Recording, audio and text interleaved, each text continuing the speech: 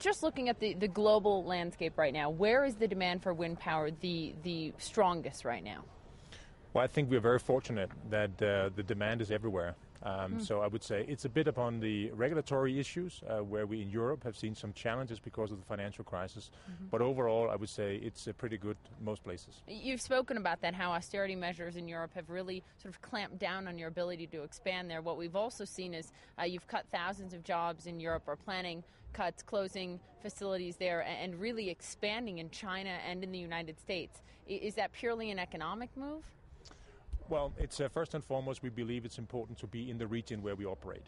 And that also means that any issues on currencies we eliminate by being present in the regions. In Europe, we in 2011 had expected a stronger demand. So we said, well, we have too much capacity now for the European market in 2011. And that's why we unfortunately had to cut jobs, and especially in the northern part of Europe. So we often tend to group Europe all together, but there are pockets of Europe that are much weaker than others, and parts that are much stronger. So what are you seeing in Europe? Is it the weakness in Portugal, in Spain, etc.? Well, I think we have to differentiate between the financial situation in some countries and what people would like to do. If I look at from a scheme what countries would like to do, I think we can add basically all of them. On the other hand, we have to accept that there are some physical constraints in some countries, but we actually believe they're going to come back later on. But at the moment, some of them, let's say, have to wait a little bit. Where's the greatest weakness in Europe? Well, it's clear that some of the countries that you mentioned who have some financial constraints at the moment, they have to push back for a while. When you look at the United States, you have huge operations, for example, in Colorado. You're competing against a huge U.S. company, GE. In terms of competing in this global marketplace, what are you doing to keep the edge? You see what GE is doing in terms of exporting to China, India, etc. So the competition is getting steeper by the day. Right. I would say, if I should say it in one word, it's technology. Technology from the products, producing the lowest cost of energy. If I should add two more words, I would say reliability and predictability on the equipment. And not least, having a global footprint.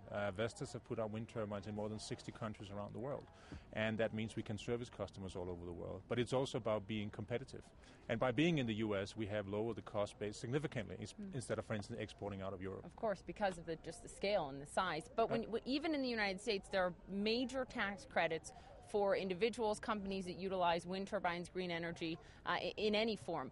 Are those subsidies necessary right now to stay in the game? I mean, would you make money without any government subsidies? Well, the discussion of subsidies is interesting. I noticed that last night in the State of the Union address, the President talked about we have to end the subsidies to fossil fuel. And let's remember that fossil fuel gets more than $300 billion a year. At the same time, in 2010, the U.S. bill for energy has gone up by more than $72 billion. And that actually meant money could have been spent in developing a domestic agenda in the United States, creating the job in the United States, and actually make sure that wind is for free and keep on using this for years to come. So I think it's actually a smart move to really, let's say, escalate a domestic fuel agenda for the United States through wind. Ending subsidies for big oil and gas companies, essentially giving subsidies to companies like yours. Well, I would say if you start to remove the $300 billion in subsidies, I think it would be a more fair discussion instead of talking about whether green is competitive or not. In Asia, finally, looking at your operations in China, you've spoken a number of times about the importance of having an Asian supplier base. You've seen some of your competitors hurt by not having that. What are you doing on that front? Well, we have built 8 factories in China the last few years, added another 3,000 colleagues out there, and we do exactly what we do in the United States. We focused on cost of energy, technology, do as best as we possibly can with our customers every single day. No difference there than it is anywhere in the world. Hard work, but just keep on going. Great promise from offshore wind farms, or is this more just talk rather than an actual promise of large-scale operations? Well, I think offshore will definitely take off. It'll probably take a little longer than some people are anticipating. But if you look, for instance, the plans in the United Kingdom, there are huge plans there. So I think it will definitely come, but it will take a little longer. But that's what energy is about. It's about the long term. Ditlev, Engel, thank you. Thank you very much.